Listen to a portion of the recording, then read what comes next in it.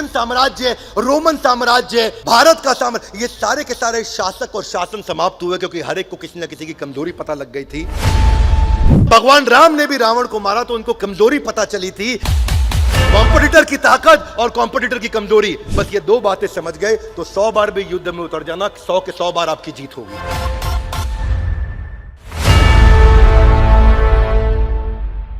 ग्रंथराज श्रीमद् भगवद गीता की। तो आप सबका स्वागत है आज के अगले अध्याय में भगवद गीता के, Gita in action. Everybody guys come on, Gita in action. Gita को अपने जीवन में कैसे उतारें, पहला अध्याय चल रहा है और आज हम पहले अध्याय का तीसरा श्लोक लेने जा रहे हैं और यह श्लोक दुर्योधन बोल रहे हैं। हमने इससे पहले चर्चा किया धृतराष्ट्र के श्लोक का। अब हम दुर्योधन की बात करेंगे कि दुर्योधन क्या बात कर रहे हैं और भगवद गीता का प्रारंभ होने जा रहा है। पश्यताम पांडुपुत्राणाम आचार्यम महतीम चमुम व्यूढ़ाम द्रुपद पुत्रेण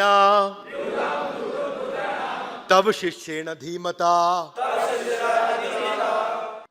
तो यहां दुर्योधन कहते हैं, हे आचार्य पांडुपुत्रों की विशाल सेना को देखो। दुर्योधन किसको कह रहे हैं? द्रोणाचार्य को कह रहे हैं। किसको कह रहे हैं? हे आचार्य पांडुपुत्रों की विशाल सेना को देखो जिसे आपके बुद्धिमान शिष्य द्रुपद के पुत्र ने इतने कौशल से व्यवस्थित किया है। पहले इस कहानी को समझने के लिए श्रील प्रभुपाद को हम धन्यवाद करते हुए उनके तात्पर्य को समझते हैं कि जो दुर्योधन थे वो इस समय एक परम राजनीतिज्ञ की तरह बात करने का प्रयास कर रहे हैं और अपने सेनापति द्रोणाचार्य से बात कर रहे हैं। द्रोणाचार्य केवल उनके सेनापति नहीं, उनके गुरु भी थे।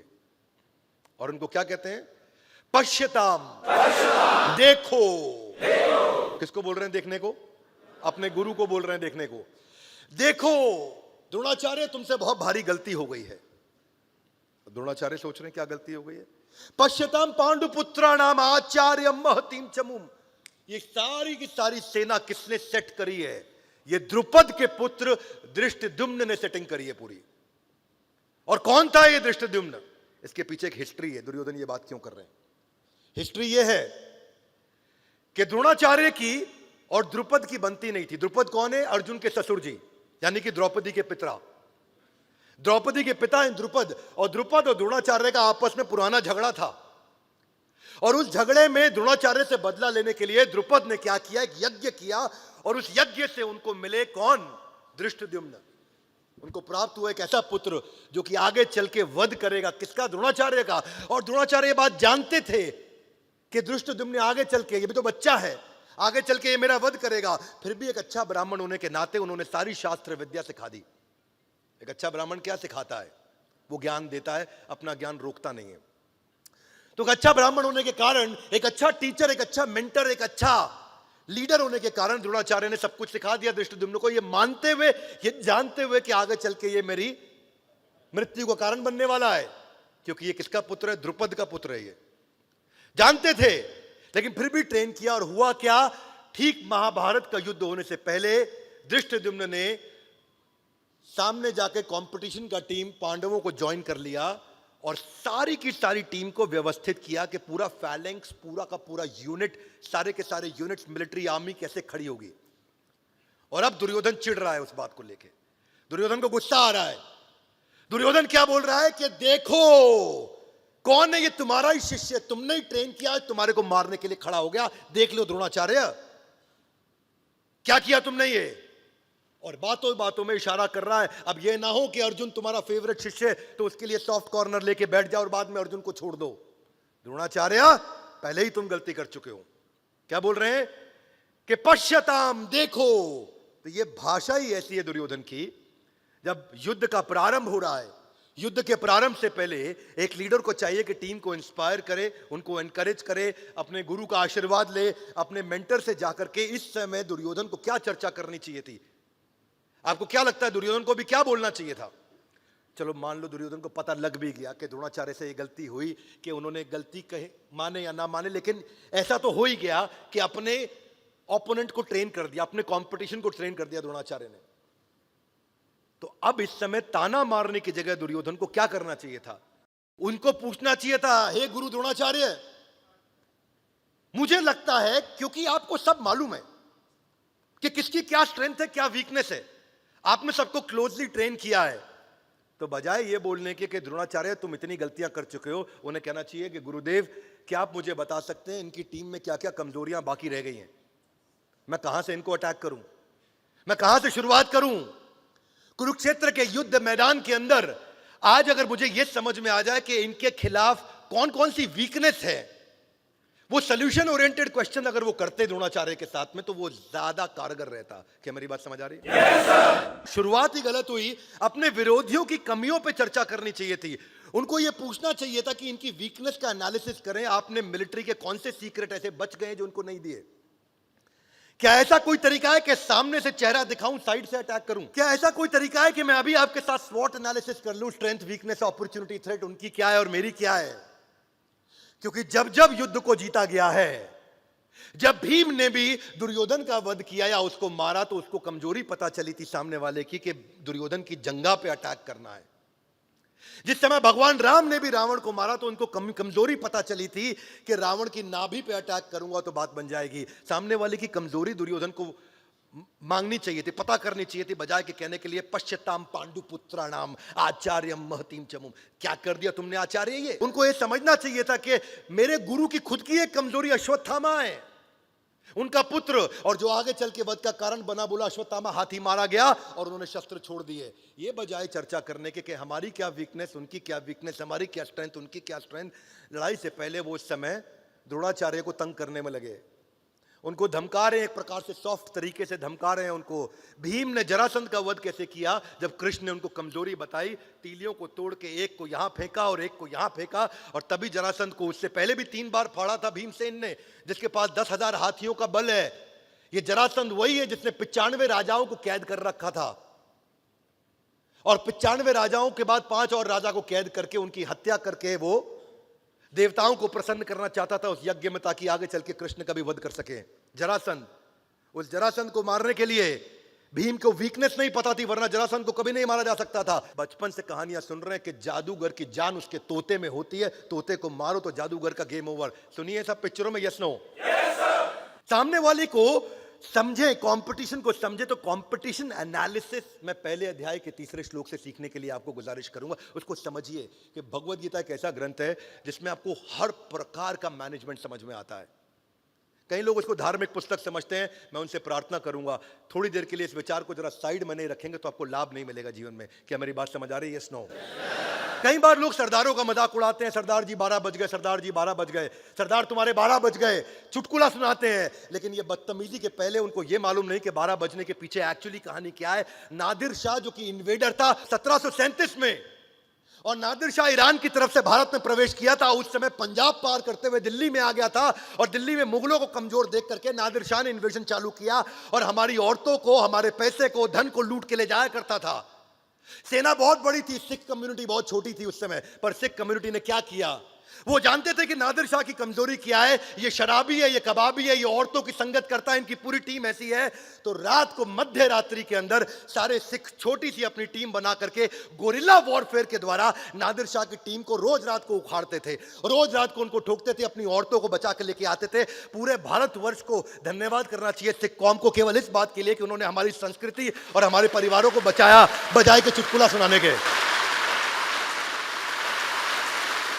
दुर्योधन को चाहिए था ये बजाय कहने के पश्यताम पांडुपुत्राणाम, उसको पता करना चाहिए था कि गुरुदेव क्या कमियां हैं सामने वाले की।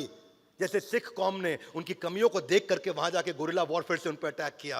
अरे पिक्चरों में पुरानी देखते आ रहे हैं कि विलन बोलता है तेरी मां मेरे कब्जे में है, तेरी प्रेमिका मेरे कब्जे में है। वो भी जाकर के हीरो की कमजोरी को पकड़ लेता था विलन, और वहां से पिक्चर का जो है यू टर्न आता था। उसके बाद अपन देखते थे वहां पे मूवीज के अंदर, चक दे इंडिया मूवी देखो, सुल्तान मूवी देखो, दंगल मूवी देखो, हर मूवी में दिखाया गया है कि लास्ट में सेमीफाइनल, फाइनल राउंड से पहले वो सामने वाले की वीकनेस को पकड़ते थे।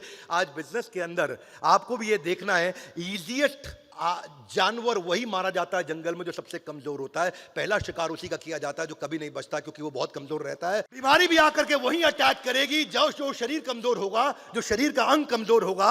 इसलिए सामने वाले को ओवरवेल्म कर दें अपनी स्पीड और अपनी एक सडननेस के द्वारा, अगर उसकी तैयारी के साथ दुर्योधन जाता, बजाय कि अपनी टीम का उत्साह गिरा करके वो जा रहा है। पांडवों की सबसे बड़ी कमजोरी क्या है? पांडव कौन सी शास्त्र विद्या और शस्त्र विद्या नहीं जानते हैं। पांडवों को किस चीज से डर लगता है? पांडवों को अगर मैं अटैक करूंगा तो वो कैसे रिएक्ट करेंगे? हे गुरु द्रोण, ऐसी वो कौन सी कमजोर एरिया है, उसको क्या बोलते हैं? Below the belly, under the belly. ये अंडर बेली क्या है? कहावत है, सबसे कमजोर इलाका, सबसे कमजोर इलाका। क्योंकि एक पुरुष के लिए जेनिटल्स एक ऐसा कमजोर इलाका होता है जिसके कारण ये अंडर बेली नाम की कहावत ही पैदा हो गई, जो कहावत ही बन गई इस बात के लिए। वो कौन सी कला में हमसे बेहतर है, वो कौन सी कला में हमसे बदतर है, हम कौन सी कला में उनसे बेहतर है। एक्सपोज करो और अटैक करो कंपटीशन की वीकनेस को लगातार ठोक के। उनकी सेना में सबसे कमजोर इलाका कौन सा है जो उनके अरेंजमेंट में, जहां से हम अटैक करके जाएं, क्योंकि परिधि से अटैक करेंगे, बीच में नहीं करेंगे। ये दुर्योधन को तैयारी करनी चाहिए थी। दुर्योधन को वो मिलिट्री सीक्रेट्स पता करने चाहिए थे जो पांडवों के पास अभी भी नहीं है। दुर्योधन को यह सोचना चाहिए था कि अगर ये जीत के नजदीक होंगे तो क्या करेंगे, या हार के नजदीक होंगे तो क्या करेंगे, इनके पास कौन से रिसोर्सेज अभी भी कम है और हमारे पास कौन से रिसोर्स अभी भी ज्यादा हैं। अपनी स्ट्रेंथ और सामने वाले की वीकनेस को आमने सामने ले आओ। चाणक्य पंडित इसलिए कहते हैं कि अपनी कमजोरी का किसी भी हालत में कभी भी किसी को पता नहीं लगने देना। विवेक ओबरॉय हमारे मित्र हैं, उन्होंने एक सीरीज लेकर के आए थे, कुछ क्रिकेट के ऊपर बैटिंग होती थी, इनसाइड एज। Thank you. वो इनसाइड एज की सीरीज मैंने विवेक के कहने पे फास्ट ट्रैक पे देखी। विवेक भाई को हम बहुत रिस्पेक्ट करते हैं, प्यार करते हैं, वरना मैं कोई ओटीटी सीरीज नहीं देखता। और मैं उनके साथ दुबई में बैठा था, मैंने उनको कहा कि इनसाइड एज में एक ही लर्निंग है जो जिंदगी भर छाप लेना। बोले क्या विवेक भाई? मैं कहा इनसाइड एज सीरीज की एक ही लर्निंग है, आपके हर एपिसोड में एक ना एक आदमी ठुका है, वो इसी कारण उसकी पिटाई हुई है क्योंकि दूसरे को उसकी कमजोरी पता लग गई थी। किसी को उसकी सेक्स की कमजोरी पता लगी, किसी को चोरी की, किसी को टैक्स इवेजन की, किसी को इंटरनेशनल फ्रॉड की। जब जब कमजोरी पता चला, चाणक्य पंडित ने क्या किया? वही किया कि जब नंदा साम्राज्य को समाप्त करना था चाणक्य पंडित को, और मौर्य साम्राज्य की स्थापना करनी थी। क्या था ये मौर्य साम्राज्य? मूरा मां का नाम था और मूरा के बेटे का नाम था चंदू, और मूरा के नाम होने के कारण उस साम्राज्य का नाम रखा गया मौर्य डायनेस्टी। पर क्या किया? सेना नहीं थी, सेना नहीं थी। छोटी छोटी बच्चियों को हल्का हल्का जहर दिया, उनको ट्रेन किया, पूरी जिंदगी थोड़ा थोड़ा जहर देते रहे उनको, और उनको ट्रेन करते रहे और उनको विष कन्या बनाया। और ऐसी राजाओं के पास में जब वो रात्रि में उनका चुंबन लेने जाती थी और वो विष कन्या अपने चुंबन से उनका वध करके आ जाती थी। तो उन्होंने हमेशा इन कमजोरियों को देखा। अगर अपनी ताकत और अपनी कमजोरी, कॉम्पिटिटर की ताकत और कॉम्पिटिटर की कमजोरी, बस ये दो बातें समझ गए तो 100 बार भी युद्ध में उतर जाना, 100 के 100 बार आपकी जीत होगी।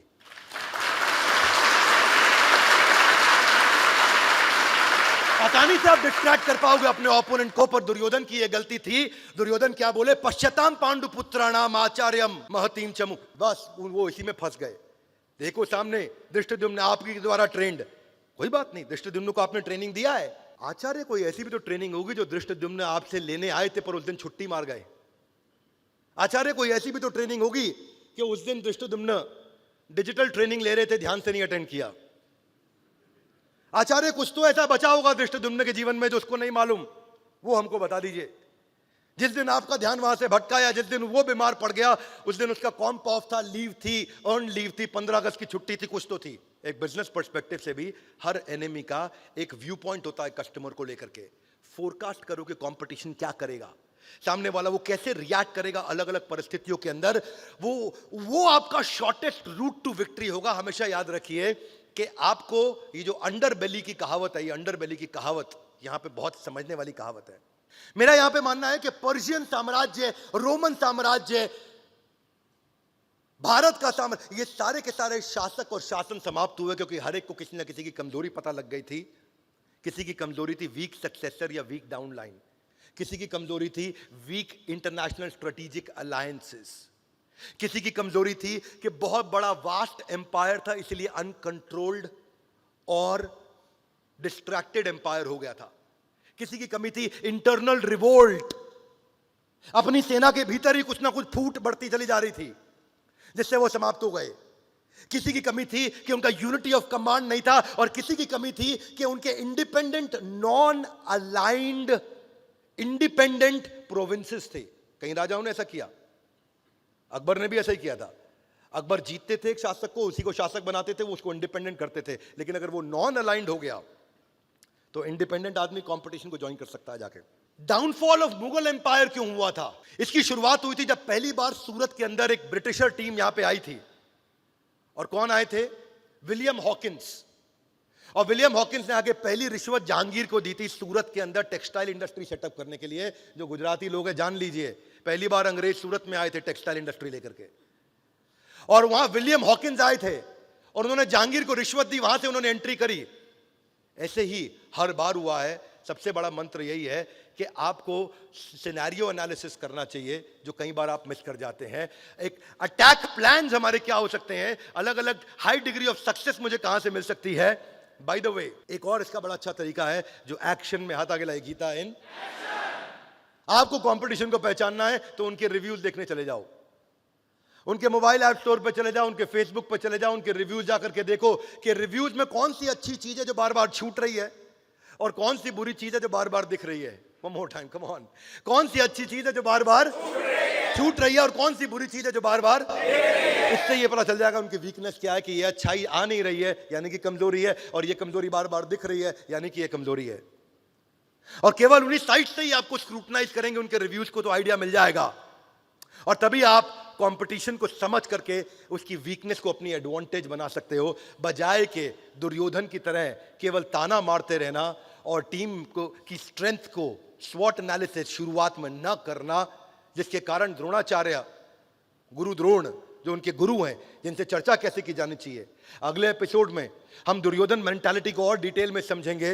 ये Bhagavad Gita in action, Gita in action, ये एक ऐसी सीरीज है जो हर व्यक्ति को सारे के सारे एपिसोड आकर के जरूर देखने चाहिए। अपनी जिंदगी का समय निकाल करके देखिए, वो बुद्धि का धन उसके अंदर मिलेगा जो आपको पूरी पृथ्वी पर सारे के सारे शास्त्रों में और सारी किसी भी प्रकार की किताबों में अगर एक साथ चाहिए तो एक जगह भगवत गीता में मिल सकता है, जिसको हम प्रयास करेंगे अपनी सीमित बुद्धि के द्वारा कि आपके सामने ला करके साधारण भाषा में प्रस्तुत करें, ताकि आपके लिए आसानी हो उस गीता को समझना जो संस्कृत नहीं समझ सकते। अब उनके लिए भी आसान होगा कि वो आकर के गीता इन एक्शन सीरीज के साथ में भगवत गीता को समझ सकेंगे। मेरी इच्छा है ये गीता इन एक्शन सीरीज सब तक पहुंचे। हमारे साथ जुड़े रहने के लिए, इस एपिसोड को ध्यानपूर्वक आकर अटेंड करने के लिए आप सबका हृदय की गहराई से प्रेम पूर्वक बहुत बहुत धन्यवाद।